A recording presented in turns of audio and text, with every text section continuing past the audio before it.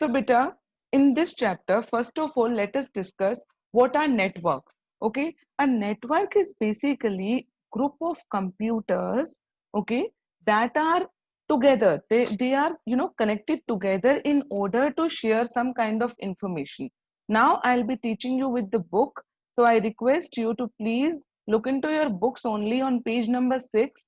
Okay, so, children, network is basically some kind of connection of any particular device. It can be a connection of it can be all the malls of a particular brand, a particular chain of food chain. Okay, so these all will be connected in order to, communicate with each other, whether they are physically apart, right? So, working is very essential in our daily life, right? All the roads, railways, telephone system, ATMs, banks. Okay, suppose your bank account is somewhere in the location of Mansarovar only. Okay, and right now you are in Chennai. You can access the same bank, right? You can use the ATM card. So all these are working, all these are possible because of your networking only, beta, right? And when we are talking about computer networks, so computer network is basically a group of computers as well as networking devices. It's peripheral devices. Peripheral means those devices which can be used with computer in order to increase its working capacity. Okay, like a printer can be attached, a router can be attached in order to use internet. Okay, so computer network can be defined as a group of computers and other peripheral devices that are linked for the purpose of sharing data and hardware resources. Imagine our CCWS lab in your brain. Okay, so in that lab, all computers are connected, but you might have noticed that we have CPU only on the server computer. Okay, because we have the main CPU attached to the server who is going to serve all the clients attached to it. Now, if I have to attach a printer also in our lab, then what I'll do, I'll attach it with the server only, and then all the clients can process their instructions, like if they have to print something, then one by one, depending upon the number of their requests, printer is going to print their request. Okay, beta. Now, as shown in your figure 1.1, everybody please look on figure 1.1 on page number 6, beta. Computer A, B, and C are the desktop computers that are connected with the help of work device hub. Okay, and printer is attached with C. Now, computer A can also use this printer. Okay, so in this way, computer network can be used for communication. Like computer A can communicate with B computer also and C also. So communication will be done as well as hardware resources will be shared. Okay, so this is your networking concept. Next is beta, when we are using computer network as a data communication system, that means as you can see in figure 1.2 beta on the next page, that one computer is sender and another is receiver, and there is a medium between both of them from which message will be carried out from sender to the receiver end. While understanding computer network as a data communication system, we have to study 5 main parts. First one is the message. Message is the data. It can be a data, it can be an information, it can be any particular, like supposedly in your WhatsApp, you might have seen that you get those blue ticks once the receiver has read your messages. Okay, so that can be an acknowledgement also. So anything which is traveling from one place to another, that is your message. Okay, sender sender is the originator of your message. That means that has originated here. Receiver means that device which is going to receive that particular data or messages. Transmission medium is that medium, beta, with which this message is going to float. It can be wired, it can be wireless. Okay, like in wired we have twisted pair cables, coaxial cables, fiber optics we have. Okay, and if you are sharing without wires, that means wirelessly, that time we will be having Bluetooth, infrared, radio waves, satellite communication. So all these are your wireless transmission mediums. Fifth, but very important part is beta protocol. Protocol is actually nothing but the set of rules that will govern the transmission, the receiving, as well as everything related to this data communication network. Okay, so if I'm going to define it properly, then it is a protocol specifies a set of rules that governs data communication. Without a protocol, the data cannot be exchanged between two communicating devices. And how you will come to know which protocol is happening here? So while using internet, you might have read this small term which is HTTP.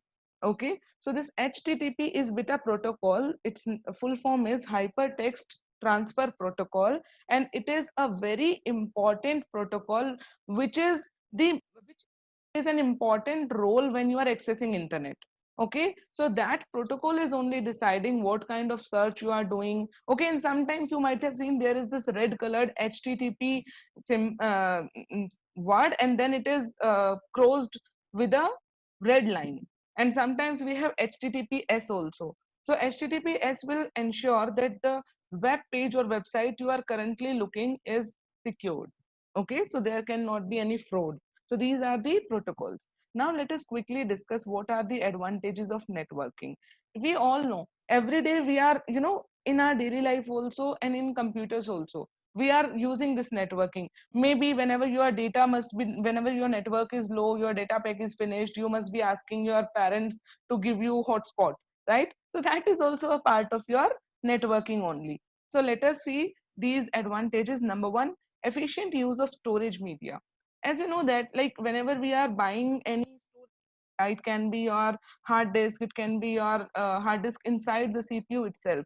Okay, so sometimes it is like left, some drives are always vacant. You don't use the storage space judicially. So that time it is more economical when two or three more people are using the same storage place. Okay, so that means a big hard disk can be fed into a server, and all the clients can work with that same hard disk only. Okay, next is beta preserving information, because like in the lab you all used to work, you all used to write different, maybe you are working with Excel or anything, you must be saving the things. Okay, so I can preserve. Maybe sometimes it happens now when different people are saving things differently. So it should be done like expensive ornaments in your home must be taken care by the head of the family of your house, and all these uh, items or any diamond items, these must be kept in a particular safe drawer.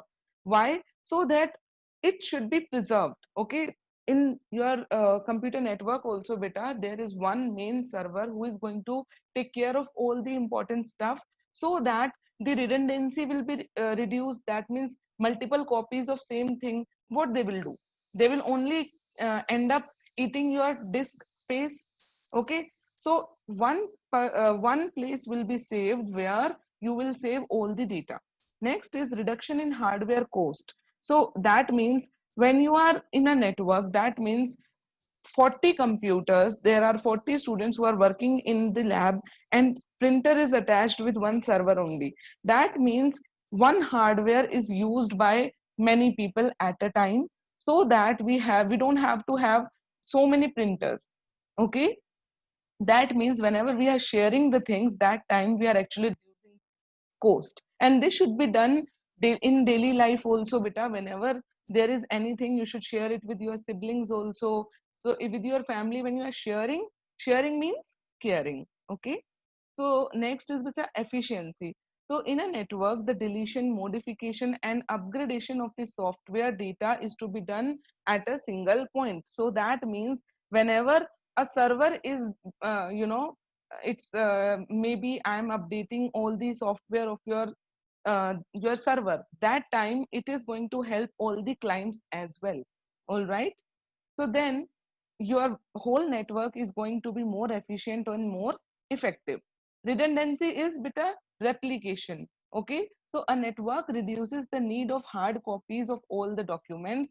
Sharing a soft copy of a file over a network eliminates or greatly reduces the need to share hard copies of reports or any other information. So you don't have to have multiple copies, as well as you don't have to use your hard copies. Everything will be saved at one safe place. Quickest document delivery. Like whenever you are in a network, what happens is, like you might have yourself noticed, when you are sending anything from your phone to laptop, suppose you are using Bluetooth, it will take more time than if you are using USB cable. Okay, universal serial bus, USB cable, like your charger cables, no, when you remove cable from your charger. So when these USB cables are used to transfer data, whenever you will attach your mobile phone with the help of these cables to your computer, your mobile phone name will be displayed in your my computer. Okay, so from there, if you are copying, it will be fast. So that means whenever you are in a network, that time the data will be delivered faster. Okay, then if you are using email, suppose I'm creating email from my phone, and then I'm opening email in my laptop, and then I'm downloading, so this will eat more network, more data, as well as it will take more time. Okay, so when you are in a network, you have quick document delivery. Now let us discuss networking media. As I told you, network can be made with the help of wires or without wires also. So in wires, beta, you have to learn three main cables. Ethernet, it resembles your telephone, like your landline is there, no? You must be having intercom or landline. So these cables resemble that phone cable. Okay, and these cables are used to connect PC, routers, as well as switches. Please underline these three words, beta. For computers, for routers, and for switches, we use Ethernet cables to connect. Okay. Now, the main advantage of using these cables is that they have very less power consumption. Okay. They do not consume more power. And the drawback is that computer requires Ethernet adapter card, because as you can see in figure 1.3 beta, it cannot be directly inserted into your USB port. So there should be this kind of port that is known as your Ethernet port in order to use these cables, right? You might have seen in your landline mobile, in your landline phones also, that there is a place where you can insert. You just have to press this, and then you have to insert this cable. Okay, so the advantage is low power consumption, and disadvantage is that you have to have Ethernet adapter in order to use this. Okay, these cables also have their limitations, both in distance, that if you have to send any particular information to a very distant place, then their capacity becomes low, as well as, like, they used to their durability is not that efficient. Okay, for larger distance. Now, there are two types of Ethernet cables: crossover as well as straight through. So crossover cables are basically used to connect two computers without hub or router. Okay, you know that we can have a hub, and then we can, like on in figure 1.1, we have seen with the help of a hub, we were connecting three computers.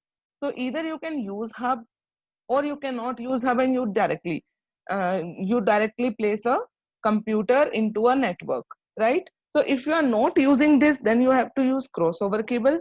And if and straight through cable is what beta, which has both its ends identical.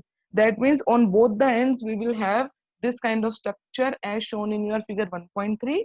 Okay, and then it will be helpful when we have to connect our computer to a router or a switch. Okay, so this was about your Ethernet cables.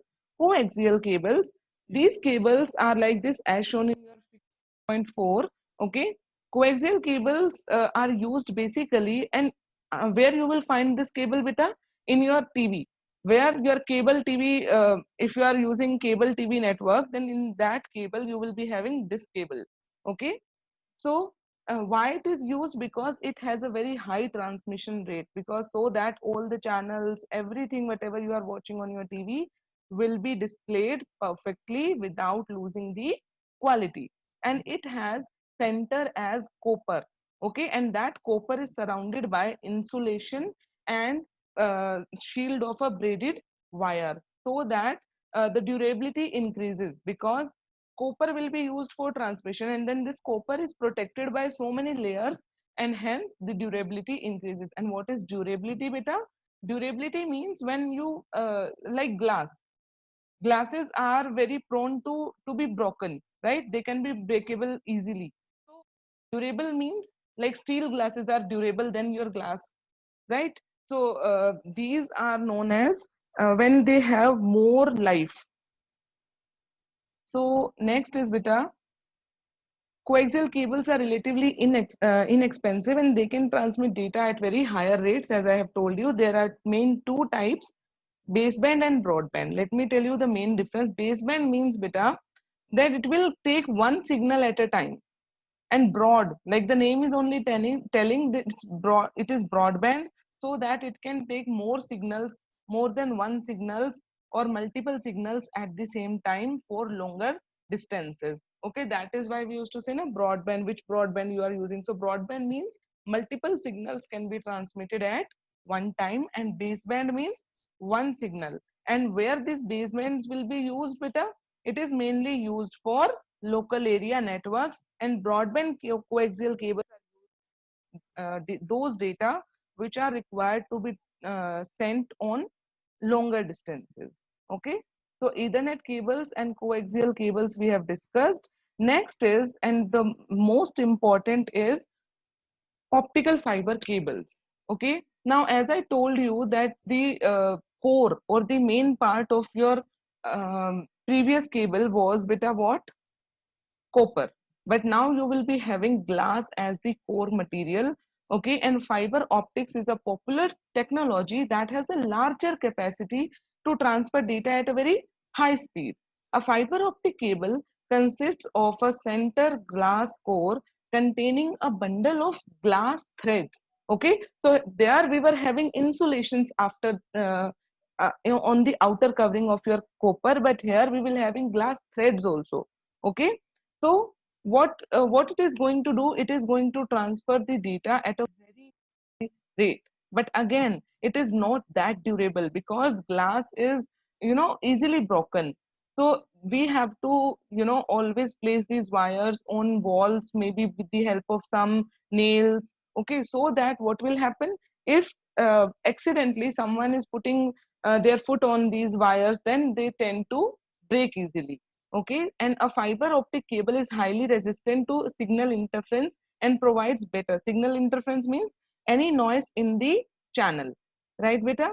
A fiber optic cable is a popular technology for local area networks. Everyone is demanding this. Why? Because everyone wants smooth data transmission. That means if you are accessing internet, then it should be very smooth, and for that smoothness, fiber optics are the best. And these are the, out of all three, these are the best in their data transmission, and they have less network interference or signal interference.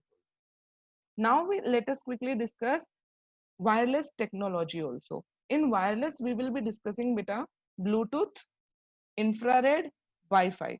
Okay, so Bluetooth means like every day we are using, it is a communication technology that uses low power radio waves to connect electronic devices wirelessly. Main thing to notice about this technology is that its transmission range is 240 meters. Okay, and then it can connect your phone, mobile phones, laptops, computers, as well as you can connect any Bluetooth device. It can be your Bluetooth speakers, it can be Bluetooth headphones, Bluetooth earpods. Okay, so everything can be attached, right? And there is this icon which will be present on your device that will tell you that okay, this particular device is Bluetooth enabled or not.